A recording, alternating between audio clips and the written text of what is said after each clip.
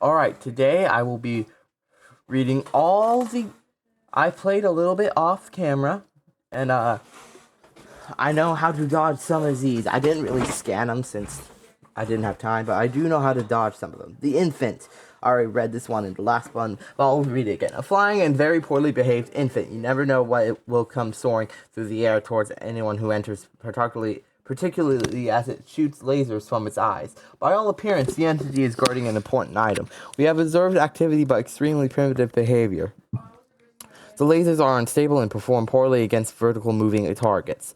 We have been unable to determine whether the entity is capable of levitation. One thing is certain: it is not a hologram or some kind of wind-up doll. It is real. The object ignores humans as long as they remain in the safe zone. It appears to simply not see them for some reason. However, it must be noted that the zone does not have a force field.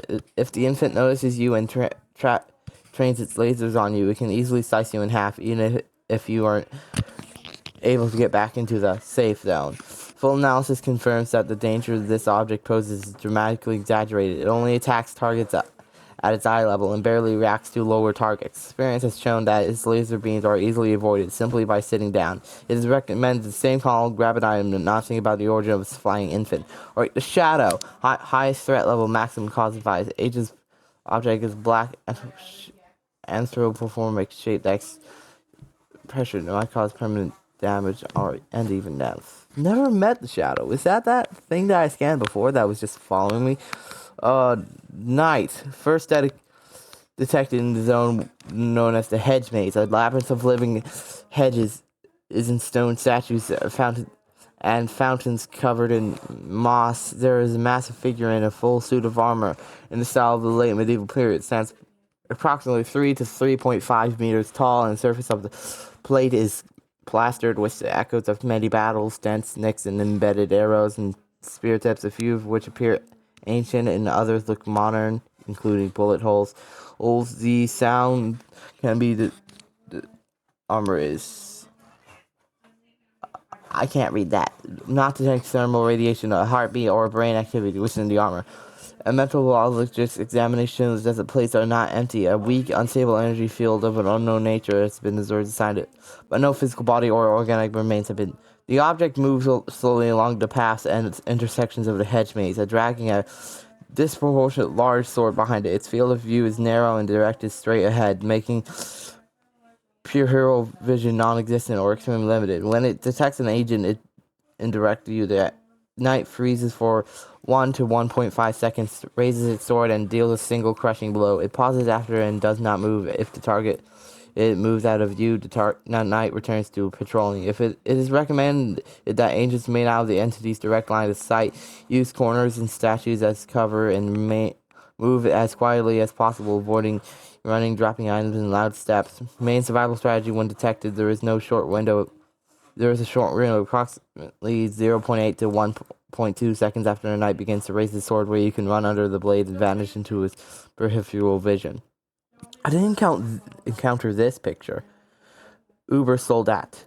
Entity detected in zone L1201, the bunker. It is an enormous pale human skin. The skin is smooth and the face looks like a mask.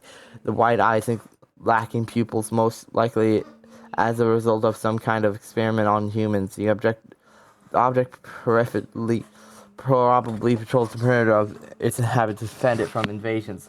When it's noticed as an invader, it becomes immediately aggressive. Scanning has revealed that the object has two parallel structures. The first conforms to standard human metrics with brain activity to that of an organ. The second state presents as a layer of neoplasm that obscures the previous parameters. Spectral analysis indicates a high likelihood that the object is human in origin, a male, age 8 to 25, that initially lived along the western coast of North America. Significant changes were introduced to the entity's genome, in particular in the myostatin,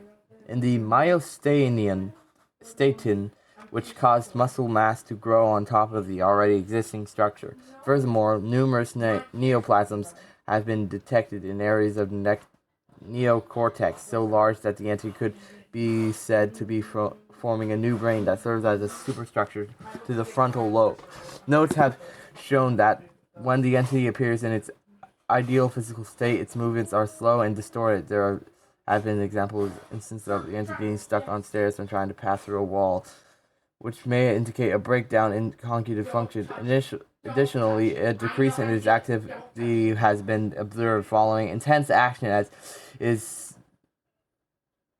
if the body is compensating for overload. These periods are the only times escaping is possible. At all other times, it is a slight killing machine devoid of any motion, fear, or fatigue. In light of the data observed, we can formulate the following recommendation. Remain quiet and do not enter its direct line of sight. The object has a limited field of vision, which allows researchers to take advantage of cover and surrounding environmental elements. If the object enters its aggressive state, it is recommended to run in between its attacks. Extracting the object for further lab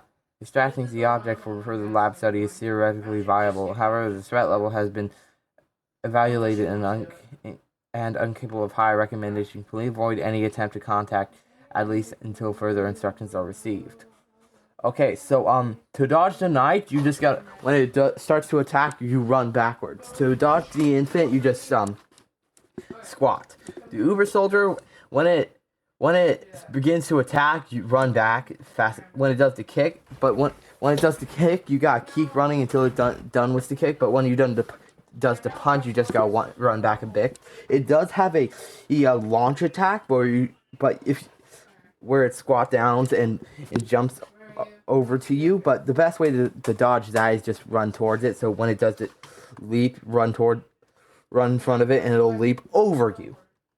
So the Reaper, I haven't gotten all the stuff for the Reaper.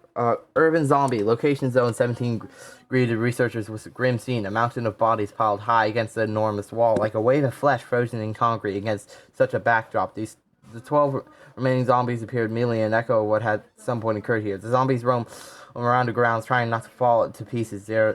They move I don't know how to say that, until they spot a human. Once one look, and the entire group comes to life. The nearest infected raise the alarm, transmit it further, and the whole zone will soon be on alert. Pursuit appears to be reflective. The zombies run towards any moving target within sight. If the agent manages to break away and vanish from view, the infected gradually set down and return to their aimless wandering, figuring they were just tracing someone. Countermeasures recommend avoiding it, ending up in the zombies' line of sight. Their field of vision is limited. If a group is following you, immediately leave the area and wait for them behind the door.